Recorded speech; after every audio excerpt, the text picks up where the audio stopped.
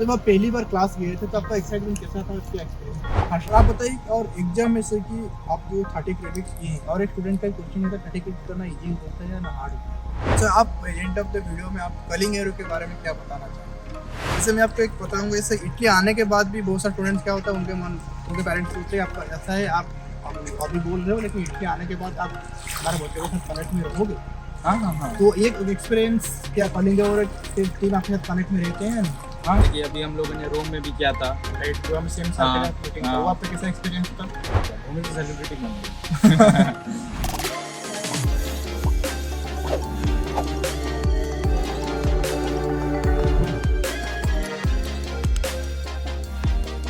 Hello friends, welcome to Kalinga arrow once again. So इस video में हम हमारे अलुमनी से डिस्कस करेंगे उनका होल यूनिवर्सिटी लाइफ स्टाइल और उनका एकेडमिक लाइफ कैसा है। वो अभी यूनिवर्सिटी ऑफ पाविया में बैचलर्स कर रहे हैं आर्टिफिशियल इंटेलिजेंस में। वो उनका इंटर यूनिवर्सिटी कोर्सेज है। आइए उनसे मिलते हैं और उनका एक्सपीरियंस के बारे में जानते हैं। Hi Aman, how are you? I am fine.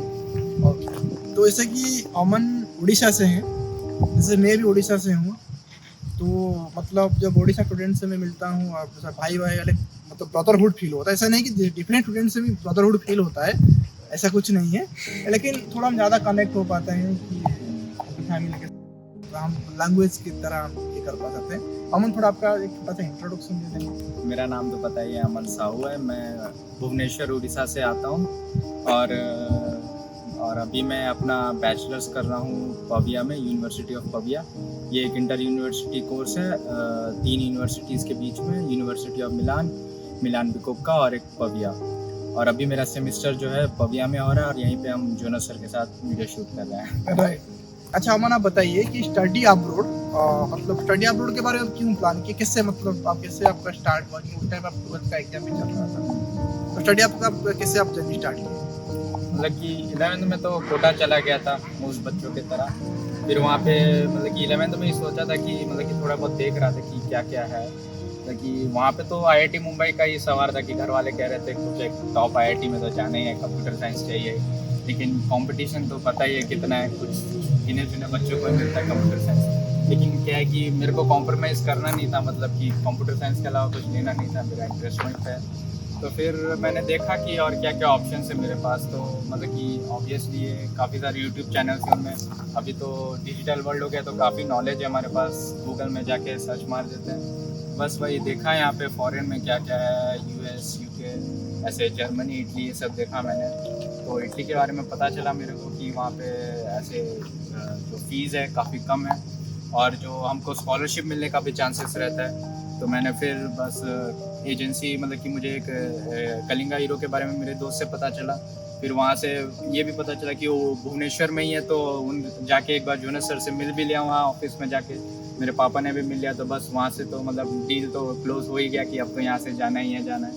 तो बस वहाँ से ही अभी जर्नी स्टार्ट हुआ अपना कि कैसे इटली आए हम लोग, फिर वीज़ा किए, कैसे यूनिवर्सिटी में एडमिशन हुआ। और बस मतलब कि अभी तक तो जर्नी काफ़ी स्मूथ है, देखते हैं आगे कैसे होता है। अच्छा आप बताइए कि और एक चीज़, जैसे कि पहला क्या होता है जब हम क्योंकि मैं भी स्टूडेंट या मुझे भी पहले एक ट्रस्ट इशू होता है, राइट? जैसे कि एक ट्रस्ट इशू होता है। आप मान लीजिए कि सपोज आप जब पहले आप फैमिली में डिस्कस किए, वहाँ पे जो कलिंग है और आपका कलिंग और के थ्रू प्रोसेस करना है, तो वहाँ पे कुछ ट्रस्ट इशू पहले तो हुआ होगा, उसको आप कैसे फिर जस्टिफाई किए?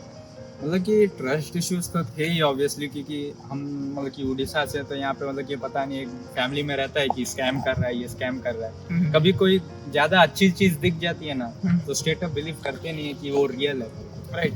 हाँ, तो मतलब कि कन्विंसिंग का एक प्रोसेस था। मेरी दीदी भी थी तो उन्होंने भी कन्विंस किया कि नहीं नहीं ये सब लिजिट है, मैंने भी देखा है करी, मेरी दीदी ने भी वेरीफाई किया। फिर पापा ने तो आपके पास जाके वेरीफाई किया है कि, तो कलिंगा हीरो गए थे वो ऑफिस, तो उन्होंने अच्छे से समझा दिया कि ये सब ऐसे प्रोसेस है, पूरा एकदम क्रिस्टल क्लियर कर दिया क्या प्रोसेस है। तो उसके बाद तो क्या है, अभी पता है प्रोसीजर क्या है, तो बस वो किया हमने। तो उसके बाद ट्रस्ट इशू अपने आप ही मतलब कि प्रोसेस के दौरान चला गया कि मतलब कि और ट्रस्ट है पूरा एकदम, और कोई इशू नहीं है, तो बस वैसा ही था। अच्छा, तो आप जब आप कॉलेज ऑफ जब रजिस्टर किए, उसके बाद आपका प्रिपरेशन, आपका इंटरव्यू प्रिपरेशन और आपका यूनिवर्सिटी एप्लीकेशन, उसके एक्सपीरियंस के बारे में आप क्या एक्सप्लेन करेंगे? मतलब कि एक शॉर्ट लिस्ट तो बनाया था यूनिवर्सिटी का, इटली में क्या क्या है, मेरे 3-4 यूनिवर्सिटी टॉप में थे, जैसे कि सपियांजा, टोरगोटाटा। फिर अब ये नया कोर्स जो हम लोग का नया आया था, तो ये भी मैंने रखा था कि ये आपने ही बताया था मेरे को इस कोर्स के बारे में। तो बस ये एक्चुअल में मेरे को ज़्यादा इंटरेस्ट है आर्टिफिशियल इंटेलिजेंस करके, तो ये फिर लिस्ट में ऊपर आ गया। तो इन सब में ये किया हमने, एप्लीकेशन किया, कुछ में मिला, कुछ में कुछ इश्यूज हो गए थे कि नहीं मिल पाया था उसकी वजह से। लेकिन फिर कुछ मसीना में मिला था और मेरे को जो कोर्स चाहिए था वो वाला मिल ही गया यहाँ पे। तो उसके बाद और कोई यूनिवर्सिटी देखा ही नहीं, तो इसी में फिर प्रोसेस स्टार्ट कर दिया। एनरोलमेंट हो गया, फीस वीस क्या, आई थिंक 156 यूरो हमको भरना रहता है, आपने भर दिया वो। फिर उसके बाद वीज़ा प्रोसेस स्टार्ट हो गया हमारा। तो वीज़ा के लिए विवेक सर ने क्लास करवाया था, मतलब गूगल मीट ये सब में हमारा मीटिंग होता था। ऐसे ही बच्चे लोग थे जिन लोग का वीज़ा हो रहा था, उसमें एक दूसरे को इंट्रोडक्शन देते थे। विवेक सर समझाते थे प्रोसीजर की, कॉन्सुलेट तुमसे इंटरव्यू में क्या क्या पूछ सकता है, तुमको अपना आंसर कैसे देना है, क्या नहीं बोलना है, क्या बोलना है। तो उन्होंने वो भी काफ़ी अच्छे से एक्सप्लेन कर दिया था। तो वीज़ा इंटरव्यू के लिए भी हम लोग को टेंशन नहीं था। फिर उसके बाद मेरा प्रॉब्लम थोड़ा वीज़ा एप्लीकेशन के टाइम हुआ था कि जब मैं कोलकाता गया था तो मैंने मम्मी का सिग्नेचर नहीं लिया था। मैं क्या कि माइनर था ना 17, तो मेरे को पता नहीं था कि उसमें मम्मी का भी सिग्नेचर चाहिए। पापा गए थे साथ में लेकिन मम्मी नहीं गई थी, तो उस टाइम एप्लीकेशन नहीं हुआ था। फिर और एक बार हम लोग को ये अपॉइंटमेंट लेके एप्लीकेशन कराना पड़ा था। उसके बाद तो कुछ नहीं हुआ, मेरा अपॉइंटमेंट आई थिंक एक हफ्ते के अंदर ही आ गया था कॉन्सुलेट जनरल से। तो उसने मेरे को इंटरव्यू में ज़्यादा कुछ पूछा नहीं कि आप इटली क्यों जाना चाहते हो, तो मैंने आंसर दे दिया। तो उसके बाद और कुछ क्वेश्चन पूछे नहीं, सीधा पैसे पे ही आ गया वो। फिर उसने पूछा कि अच्छा तो आपके पास इतना पैसा है, आप अपने पेंशन दिखाया। तो मैंने पेंशन का प्रूफ नहीं दिया था उसमें कि ये ऐसा है करके। तो उसने कहा कि ये पेंशन जो आता है उसका कुछ प्रूफ दिखाओ, वो दिखा दिया और बस उसके बाद उसने दे दिया। लेकिन क्या है कि मैं नवंबर को 18 हो रहा था ना, तो इसने जो वीज़ा था वो इशू जो किया था ना वो नवंबर से किया, मतलब इमीडिएट नहीं था मेरा। तो मतलब ट्रैवल डेट नवंबर से था। ट्रैवल मतलब कि वो वीज़ा वैलिड नवंबर से था मेरा, जब मैं 18 वीजा साल का। सितंबर में मिल गया था। हाँ, वीज़ा मेरा हाथ में आ गया था लेकिन वो वैलिड नहीं था। राइट। वीजा के बाद जब आप आए, जब जैसे आप नवंबर में ट्रैवल किए, जैसे आप साथ में ट्रैवल करे तीनों लोग, आप ऋतिक, तो आपका पहला इंटरनेशनल जर्नी कैसा था? कैसे आप मतलब एक्साइटेड थे? हाँ, मतलब कि भूमिक तो उड़ीसा का, ये तो हम दोनों भुवनेश्वर से एक ही साथ फ्लाइट में गए थे। इसके और मेरे पेरेंट्स एक दूसरे को छोड़ने आए थे, थोड़ा वो इमोशनल सीन हो गया था वहाँ पे। रोना धोना हुआ था? हाँ, वो तो मम्मी लोगों का होता ही है, रोना धोना। आप भी रोए थे? ना, मैं नहीं रोया था, मतलब कि मैं तो एक्साइटेड था, अभी नया जर्नी स्टार्ट हो रहा है। तो बस वही भूमिक के साथ प्लान था कि मतलब कि अभी एक्साइटेड है तो हम दोनों मिलके बस प्लानिंग ही कर रहे हैं, ये करेंगे वो करेंगे, यहाँ घूमने जाना है वहाँ घूमने जाना है। तो बस यहाँ पर मतलब कि फिर हम लोग दिल्ली एयरपोर्ट में ऋतिक से फिर मिले। विवेक सर भी आए थे वहाँ पे हमने एक इंस्टाग्राम लाइव भी किया था उनके साथ। फिर वहाँ से मैं ऋतिक, हम लोगों का जर्नी स्टार्ट हुआ। हम लोग एतिहाद एयरवेज में गए थे दिल्ली से, और हमारा अबू धाबी में ले ओवर था वहाँ पे 2 घंटे का बस। तो वहाँ पे हम लोग का गया, हम लोग का मतलब कि अबू धाबी के ऊपर से हम लोग जब जा रहे थे तो काफ़ी अच्छा सीन था।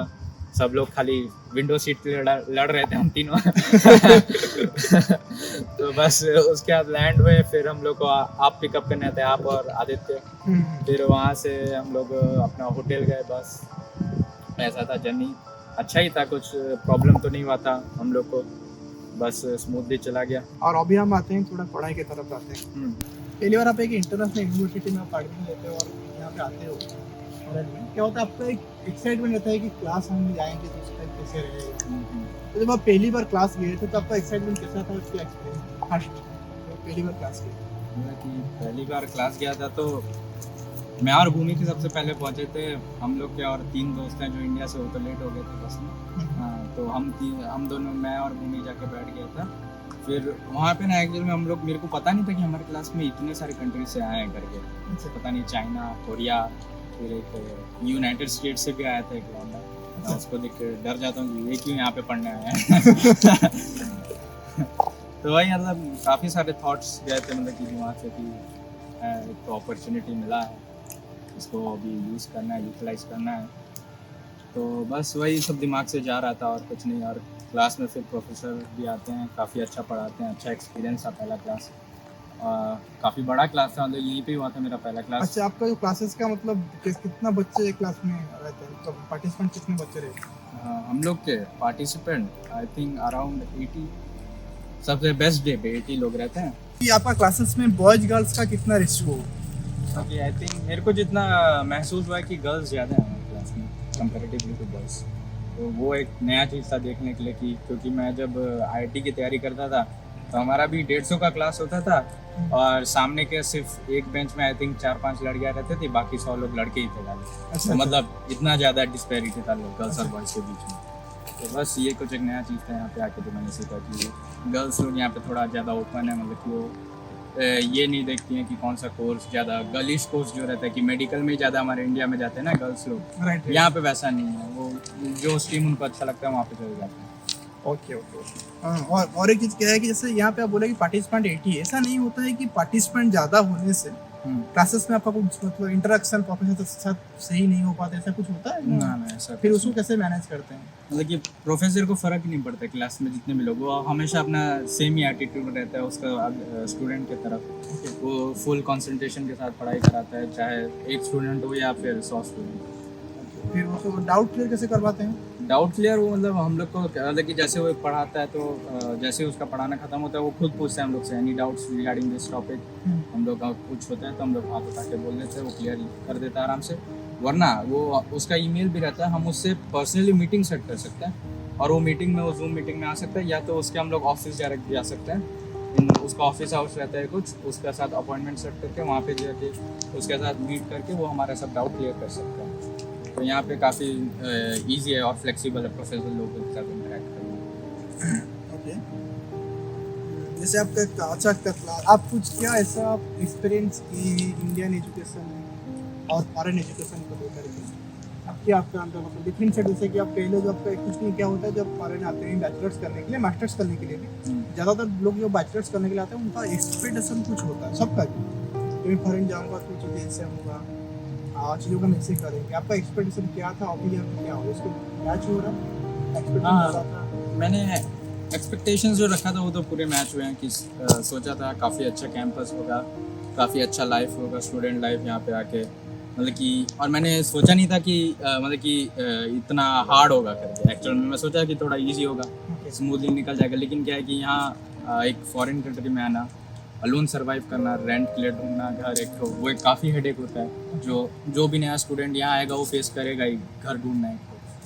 और तो बस वही था। और क्या है कि हम लोग का स्कॉलरशिप भी जो है हमारा सिस्टम ऐसा है कि हम लोग को फर्स्ट ईयर नहीं मिलता, हम लोग को सेकेंड ईयर 30 क्रेडिट लाने के बाद स्कॉलरशिप मिलेगा। तो वो भी एक हेडेक था। तो फर्स्ट ईयर में थोड़ा प्रॉब्लम्स हुआ है, लेकिन जितना मेरे को लग रहा है कि सेकेंड ईयर से सब ईजी होता है, क्योंकि फर्स्ट ईयर में ऑब्वियसली सब प्रॉब्लम होता है। जहाँ पे भी आप नई जगह में जाओगे तो आपको कुछ ना कुछ प्रॉब्लम्स फेस करने को मिलेंगी।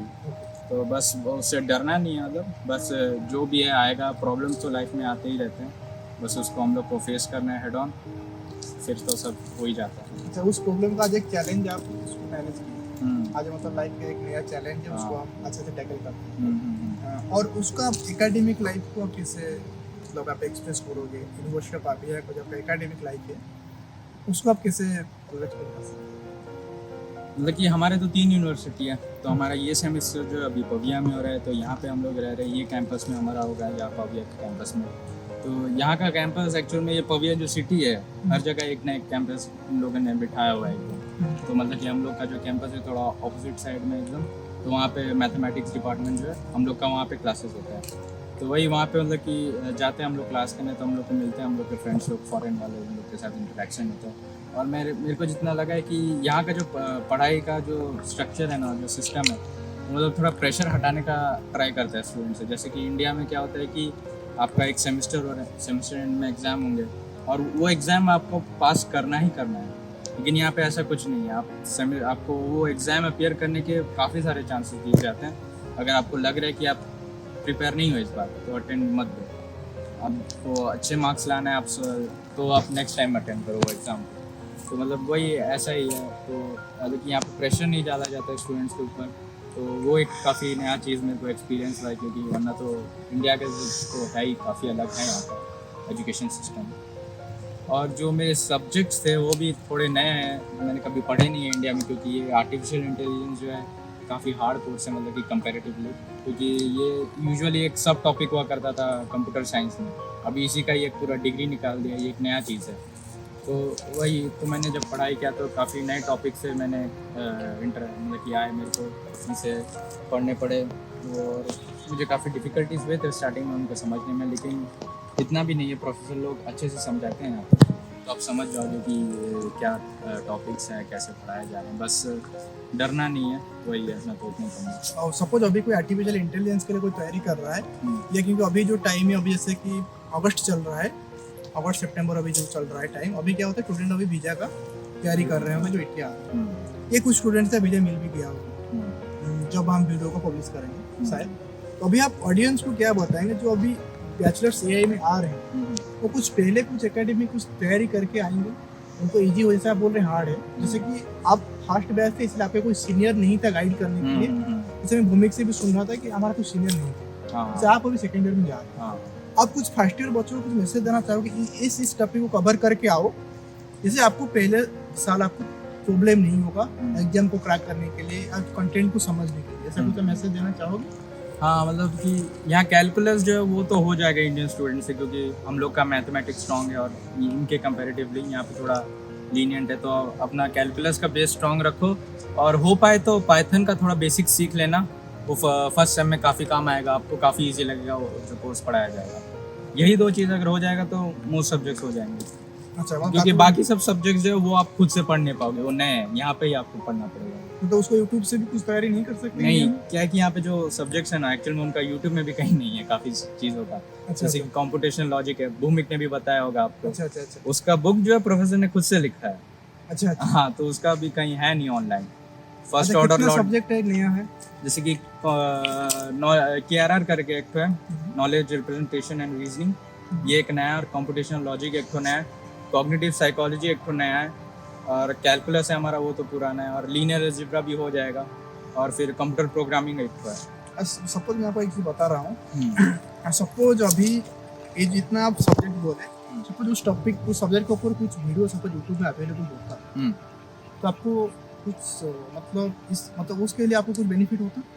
हाँ, कंप्यूटर प्रोग्रामिंग के तो 1000 वीडियोस अवेलेबल है, आप कहीं से भी सीख पाओगे। वो सीख गए तो आपको तो लॉटरी लग जाएगा फर्स्ट सेम में, क्योंकि हाँ, वो एक तो काफ़ी बिग हर्डल होता है। उसके बाद कंप्यूटेशनल लॉजिक जो है वो जो है, आप मेरे को नहीं लगता आप ऑनलाइन कहीं पे पढ़ पाओगे, क्योंकि हम भी पढ़ रहे थे, वीडियो ढूंढने का ट्राई किया, कहीं नहीं मिला हमको। तो ऐसा तो हमें खुद एक वीडियो बना सकते हैं कंप्यूटेशनल लॉजिक के ऊपर, खुद हम लोग? हाँ, मतलब सब जितने आप एआई के स्टूडेंट्स हो, सबको एक मतलब छोटा सा जो छोटा कंप्यूटर लॉजिक का जो जितना चैप्टर है सबको ही, तो उसको एक एब्स्ट्रैक्ट बना के आप चारों एक ब्रेनस्टॉर्मिंग करके ऐसा एक वीडियो हम यूट्यूब में डाल सकते हैं। ये कर सकते हैं, ये कर सकते हैं, किया जा सकता है, ये नया चीज़ है, ये कर सकते हैं। और KRR जो है वो थोड़े बहुत वीडियोस अवेलेबल है, और उसका बुक भी प्रोफेसर देता ही है, तो वो बुक्स भी आप पढ़ सकते हो, उसका बुक्स भी अवेलेबल रहते हैं। तो KRR तो होगा नहीं, वो खुद से आप पढ़ सकते हो थोड़ा बहुत, लेकिन मैं तो सजेस्ट करूँगा कि क्लासेस तो आपको अटेंड करने ही है। क्लासेस अटेंड करोगे तो आपको काफ़ी इजी हो जाएगा एग्जाम्स वगैरह क्रैक करना यहाँ का। नहीं, ऑब्वियसली क्लासेस तो अटेंड करेंगे। जो मेरा क्वेश्चन एक्चुअली ये था कि मतलब हमारे जैसे ना, मतलब पहले से सपोज सितंबर में क्लासेस स्टार्ट होगा, कुछ क्या होता है जो नया स्टार्टर का सपोज बेसिक्स जो पहले सपोज एक बच्चे का हाथ वीजा है, 1 महीना बैठा है, तो कुछ प्रैक्टिस कर लेगा, तो जब यहाँ पे आएगा तो उनका उतना बेसिक जैसे आपको बोले थोड़ा दिक्कत होता था, वो नहीं होगा। उनके पास पहले से मटेरियल होगा कि मुझे ये पढ़ने वाला हूँ, तो इजीली वो समझ पाएगा चीज़ें को। ऑब्वियसली उनको तो क्लासेस तो लाइव क्लासेस का जो एक्सपीरियंस है वो तो कहीं से नहीं मिल सकता, लेकिन पहले क्या होता है कि हम पता होना चाहिए कि ये हमारा पढ़ाई होगा, वो तो सिलेबस मिल जाएगा उस साइड में, लेकिन उसके रिलेटेड कुछ टॉपिक्स मिल जाता है तो अच्छा होता है। जैसे वो आपका जो क्वेश्चन था कि पहली बैच क्या पूरी प्रॉब्लम था, तो वो है राइट। हाँ, तो मतलब कैलकुलस और लीनियर अलजेब्रा ये आपने एक्चुअल में पढ़ा ही हुआ है, यहाँ पे कुछ ज़्यादा नया नहीं पढ़ाएंगे आपको, तो आप वो अपना स्ट्रॉन्ग रखिएगा। और जो कंप्यूटर प्रोग्रामिंग है, तो पाइथन का बेसिक्स जो है यूडीमी में कुछ कोर्स मिल जाते हैं, वरना मैं तो कहूँगा यूट्यूब में इंडियन बहुत सारे चैनल्स हैं, वो काफ़ी अच्छा समझाते हैं, तो उनसे आप पाइथन का बेसिक्स क्लियर करके आ जाओगे तो आपको मोर देन इनफ रहेगा। और कंप्यूटेशनल लॉजिक और KRR जो है, KRR का बुक ये रहता है, वो एक तो रहता है, वो मैं आपको शायद से बता पाऊँगा कहीं पे जी, वो प्रोफेसर या तो आई थिंक बिफोर कोर्स शायद से दे देता है, लेकिन अगर नहीं देता है तो हम डिस्क्रिप्शन में डाल देंगे KRR का बुक्स वगैरह। और वो पढ़ लेवे तो हो जाएगा। और कंप्यूटेशनल लॉजिक जो है वो ट्राई हो पाएगा तो हम लोग कुछ वीडियोस बनाने का, कुछ से समझाने का हो पाएगा तो वो करेंगे, वरना तो अगर आपका इतना हो जाता है तो आप फर्स्ट सेम में आराम से कर लोगे सब। अच्छा, तो फिर फर्स्ट सेम में होते होते सेकंड सेम में आपको डाउट है, कुछ जो स्टूडेंट होगा अभी जो वीडियो देख रहे हैं उनको कुछ सेकंड सेम के बारे में कुछ आपका प्रॉब्लम हो रहा है, अभी जो राइट नाउ आप देख रहे हैं, तो आप इनसे मिल सकते हैं।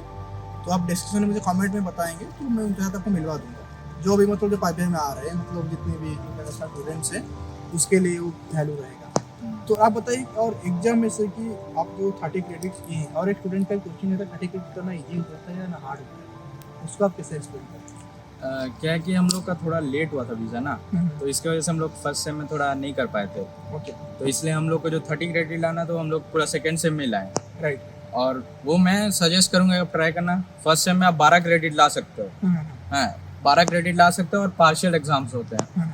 पार्शियल एग्जाम दो दोगे, सेकंड सेम में वो पार्शियल एग्जाम का और एक सेट होता है, वो क्लियर करने का तो उसके क्रेडिट्स मिलते हैं। तो मैं तो कहूँगा कि फर्स्ट सेम में जो 12 क्रेडिट्स हैं वो तो क्लियर करने का ट्राई करना है, क्योंकि हम लोग नहीं किए थे इसलिए हम लोग को थोड़ा भी प्रॉब्लम हुआ था। वरना तो अगर आप वो कर लेते हो और पार्शियल एग्जाम्स 1 या 2 भी कर लेते हो ना, तो सेकंड एग्जाम में मतलब कि सेकंड जो सेम रहेगा उसके एग्जाम्स में कुछ प्रॉब्लम होगा नहीं, क्योंकि सेकंड सेम में उतने भी ज़्यादा हार्ड सब्जेक्ट्स नहीं है, वो क्लियर हो जाएंगे यहाँ पे। क्योंकि जो प्रोफेसर है वो भी कहता है कि सेमेस्टर टू सेमेस्टर आपका जो कोर्स का डिफिकल्टीज है ना वो सब्जेक्ट में कम होते जाएगा। मतलब हाँ, क्योंकि फर्स्ट सेम में वो थोड़ा हम लोग को हार्ड पढ़ाए हैं, सेकंड सेम में वो जो इजी होगा हम लोग के लिए। हाँ, तो वो सब्जेक्ट डिफिकल्टी कमते जाएगा। हाँ, तो ऐसा है। सर, आप एंड ऑफ द वीडियो में आप कलिंग एरो के बारे में क्या बताना चाहेंगे? मतलब कि कलिंगा हीरो तो था ही, मतलब उड़ीसा से हूँ तो ऑब्वियसली मेरा काफ़ी ट्रस्ट था उनके ऊपर, तो बस उनके वजह से ही मतलब कि मेरा काफ़ी प्रोसेस जो है मतलब इजी हो गया, और काफ़ी कुछ मेरे को करना नहीं पड़ा एक्चुअल में।